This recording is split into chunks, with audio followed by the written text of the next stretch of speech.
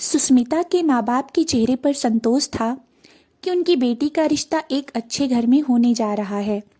सुस्मिता और सागर ने एक दूसरों की आंखों में देखा और मुस्कुराए। इसके बाद वे सुंदर सपनों की दरिया में डूबते चले गए। सुस्मिता अपने मोहल्ले के सरकारी इंटर स्कूल में गेस्ट टीचर थी और उसके पिता सिविल इंजीनियर।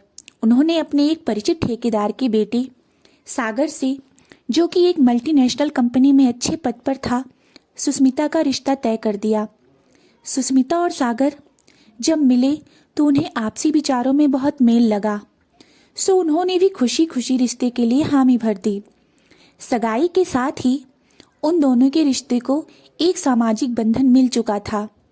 कंपनी के काम से सागर को साल भर के लिए विदेश जाना था, इसलिए शादी की तारीख अगले साल तय होनी थी। सुस्मिता से काम खत्म होते ही लौटने की बात कहकर सागर परदेश को उड़ चला। सुस्मिता ने सागर का रुमाल यह कहते हुए अपने पास रख लिया कि इसमें तुम्हारी खुशबू बसी है। एक शाम सुस्मिता अपनी छत पर टहल रही थी और हमेशा की तरह सागर वीडियो कॉल पर उससे बातें कर रहा था। जब बातों का सिलसिला ज्यादा हो गया तो सुस्मिता ने सागर को अगले दिन बात करने के लिए कहा। इसकी थोड़ी देर बाद सुस्मिता ने कॉल काट दी। इसके बाद जब सुस्मिता नीचे जाने के लिए पलटी तो अचानक उसकी आंखें अपने पड़ोसी लड़के निशांत से मिल गई, जो अपनी छत पर खड़ा उन दोनों की बातों को करता हुआ ना जाने कब से देख रहा था। सुस्मिता निशांत को पड़ोस के रिश्ते से राखी बांध चुकी थी, इसलिए वह थोड़ा सकुचा गई और बोली, अरे निशांत भैया, आप कब आए? मैंने तो ध्यान ही नहीं दिया।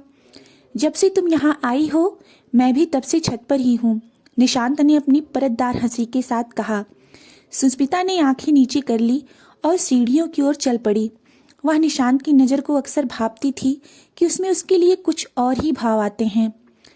एक और शाम जब सुस्मिता अकेली ही छत पर टहल रही थी कि तभी निशांत भी अपनी छत पर आया। निशांत भैया, कैसे हैं आप? कम दिखते हैं। निशांत उसके मुंह से ऐसी बात सुनकर थोड़ा चौंका, लेकिन फिर उसके मन में भी लड्डू फूटने लगे। निशांत तो खुद सुस्मिता से बात करने को बेचैन रहता था। सो वह छत की बाउंड्री के पास सुस्मिता के करीब आ गया और बोला, मैं तो रोज इस समय यहाँ आता हूँ, तुम ही बिजी रहती हो। वह तो है, सुस्मिता मस्ती भरी आवाज में बोली। क्या करूँ भैया, अब जब से पढ़ाने जाने लगी हूँ समय और भी कम मिलता है। इसके बाद उन दोनों के बीच इधर उधर की बातें होने लगी। कुछ दिनों बाद एक रोज सुस्मिता घर में अकेली थी। सारे लोग किसी रिश्तेदार के यहाँ गए हुए थे। सुस्मिता की चचेरी बहन सुनीति उसके साथ सोने के लिए आने वाली थी।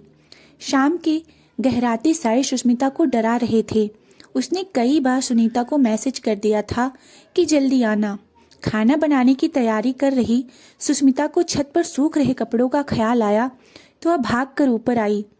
कपड़ों को समेटने के बाद उसे अपनी एक समीज गायब मिली। उसने आसपास देखा तो पाया कि वह समीज निशांत की छत पर कोने में पड़ी थी। सुस्मिता पहले तो हिचकी, लेकिन फिर आसपास देखकर निशांत की छत पर कूद गई। वह निशांत के आने से पहले वहां से भाग जाना चाहती थी, मगर जैसे ही वह अपनी समीज उठाकर मुड़ी, निशांत उसे मुस्कुराता हुआ खड़ा मिला। सुस्मिता ने एक असहज मुस्कुराहट उसकी ओर फेंकी। निशांत बोला, उड़कर आ गई होगी यहाँ पर। हाँ भैया, हवा तेज थी आज। सुस्मिता वहां से निकलने के मूड में थी, लेकिन निशांत उसके आगे दीवार से लगकर खड़ा हो गया और बातें करने लगा। तब तक शाम पूरी तरह चारों ओर छा चुकी थी। सुस्मिता ने कहा, भैया अब मैं चलती हूँ। हाँ, मच्छर काट रहे मुझे भी यहाँ, निशांत ने अपने पैरों पर थपकी देते हुए कहा। अच्छा जरा 2 मिनट नीचे आओ ना, मैंने एक नया सॉफ्टवेयर डाउनलोड किया है, बहुत मजेदार चीजें हैं उसमें, तुमको भी दिखाता हूँ। न चाहते हुए भी सुस्मिता निशांत के साथ सीढ़ियों से उतर गई। उसके मन में एक अजीब सा डर समाया हुआ था। निशांत ने लैपटॉप ऑन किया और उसे दिखाने लगा। सुस्मिता का ध्यान जल्दी से वहां से निकलने पर था। तभी उसने गौर किया कि निशांत के घर में बहुत शांति है। सब लोग कहाँ गए हैं? सुस्मिता ने निशांत से पूछा। निशांत ने जवाब दिया, यहाँ भी सारे लोग शहर से गए हुए हैं, कल तक आएंगे। सुस्मिता का दिल धक से रह गया। उसने कहा, भैया अब मैं निकलती हूँ, मुझे खाना भी बनाना है। सुस्मिता का इतना कहना था कि निशांत ने उसका हाथ पकड़ लिया। क्या कर रहे हैं भैया? सुस्मिता ने निशांत से पूछा। उसे निशांत से किसी ऐसी हरकत का डर तो बरसों से था, लेकिन आज उसे करते देखकर वह अपनी आंखों पर भरोसा नहीं कर पा रही थी। निशांत ने सुस्मिता की कमर में हाथ डालकर उसे अपनी ओर खींचा और उसके हाथों से थमी समीज उससे लेकर टेबल पर रखते हुए बोला, सागर की तस्वीरों में रोज नई नई लड़की होती हैं, तो तुम उसको एकदम पैकेट वाला खाना खिलाने के चक्कर में क्यों हो? तुम भी थोड़ी झूठी हो जाओ, किसी को पता नहीं चलेगा। सुस्मिता का दिल जोर से धड़कने लगा। निशांत ने उसके मन में दबे उसी शक के बिंदु को छू दिया था जिसके बारे में वह दिन रात सोच सोचकर चिंतित रहती थी। क्या सही है और क्या गलत, यह सोचते सोचते बहुत देर हो गई। तूफान कमरे में आ चुका था। बिस्तर पर देह की जरूरत और मन की घबराहटों के नीचे दबी सुस्मिता एकटक दरवाजे के पास पड़े अपने और निशांत के कपड़ों को देखती रही। निशांत की गर्म तेज सांसें सुस्मिता की बेचैन सांसों में मिलती चली गई। सब कुछ शांत होने के बाद सुस्मिता ने अपनी आंखों के कोरे के गीलेपन को पोंछा और अपने कपड़ों और खुद को समेटकर वहां से चल पड़ी। निशांत ने भी उससे नजर मिलाने की कोशिश नहीं की। कैलेंडर के पन्ने आगे पलटते रहे। सुस्मिता और निशांत के बीच भाई बहन का रिश्ता अब केवल सामाजिक मुखौटा मात्र ही रह गया था। ऊपर अपने कमरे में अकेले सोने वाला निशांत आराम से सुस्मिता को रात में बुला लेता और वह भी खुशी खुशी अपनी छत फांद कर उसके पास चली जाती।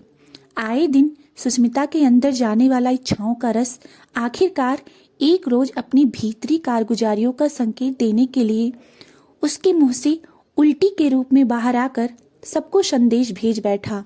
सुस्मिता के माँ बाप सन्न रह गए। घर में जोरदार हंगामा हुआ। इसके बाद सुस्मिता की हाइमोनोप्लास्टी कराकर सागर के आते ही उसका ब्याह कर विदा कर दिया गया। सुहाग रात में चादर पर सुस्मिता से छिटके लाल छींटों ने सागर को भी पूरी तरह आश्वस्त कर दिया। दोनों की जिंदगी शुरू हो गई।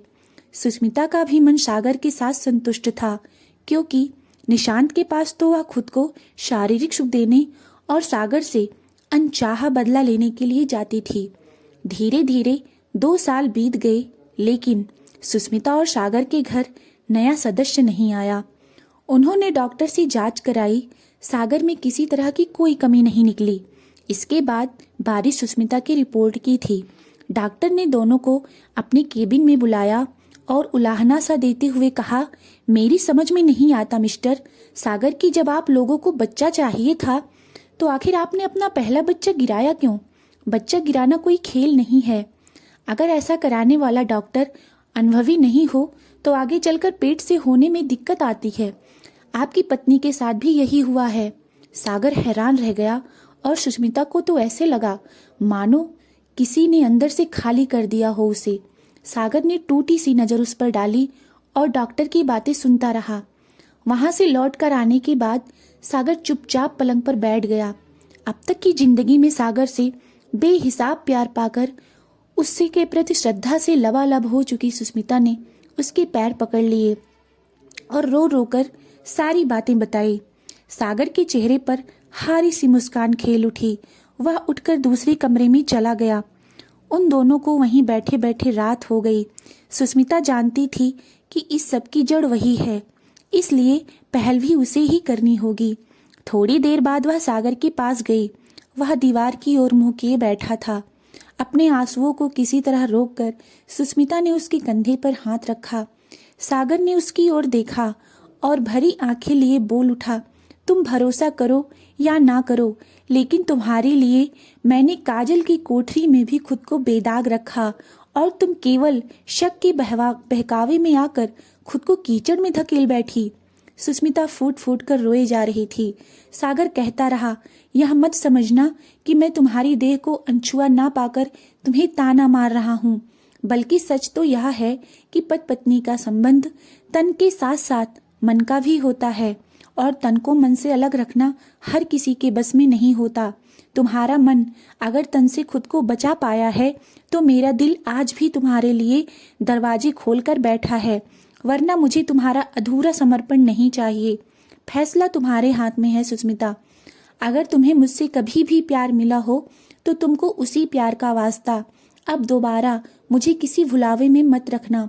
सुस्मिता ने सागर के सिर पर हाथ फेरा और वापस अपने कमरे में आ गई।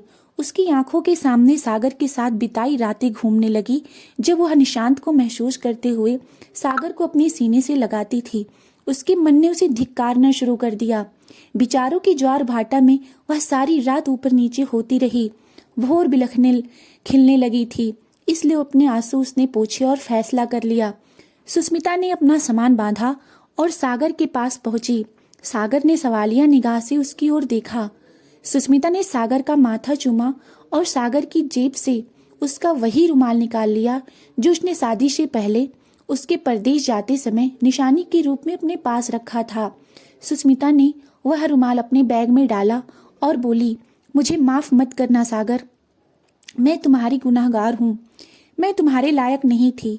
मैं जा रही हूँ, अपनी नई जिंदगी शुरू करो। और हाँ, इतना भरोसा दिलाती हूँ कि अब तुम्हारे इस रुमाल को अपनी बची जिंदगी में दोबारा बदनाम नहीं होने दूंगी। सागर ने अपनी पलकें तो बंद कर ली, लेकिन उनसे आंसू नहीं रुक पाए। सुस्मिता भी अपनी आंखों के बहाव को रोकते हुए तेजी से मुड़ी और दरवाजे की ओर चल पड़ी।